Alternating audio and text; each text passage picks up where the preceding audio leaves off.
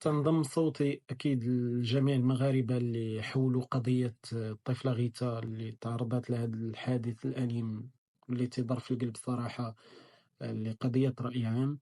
وهذه بالنسبة لي مفخرة إنسانية للمغرب، بما أنه المغاربة كاملين كانوا كصوت واحد، ماشي غير باش يواسيو العائلة ديال غيتا، ولكن باش يقولوا أنه ما خصش يتسكت على الظلم. أكيد هذا الشيء تيطرح سؤال أنه في 2025 واش مازال كاينين ناس تيأمنوا باللي واحد الفئة من أصحاب الفلوس ولا الجاه تيقدروا أنهم يتفوقوا على العدالة المغربية.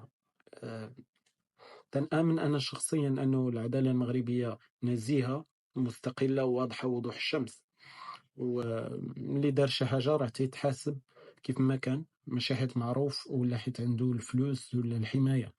ممكن كلامي أنه يتفهم غلط، ولكن ما يمكنش نحولوا أي قضية لقضية رأي عام باش ناخذوا الحق، ولكن خصنا نكونوا واثقين تماما أنه النظام القضائي المغربي تيخدم الشعب ماشي أصحاب النفوذ.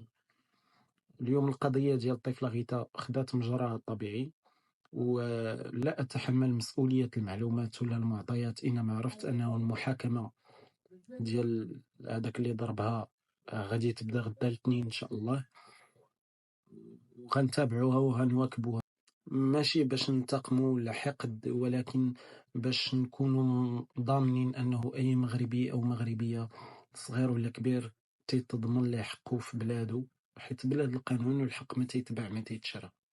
العدالة ماشي طلب، العدالة حق.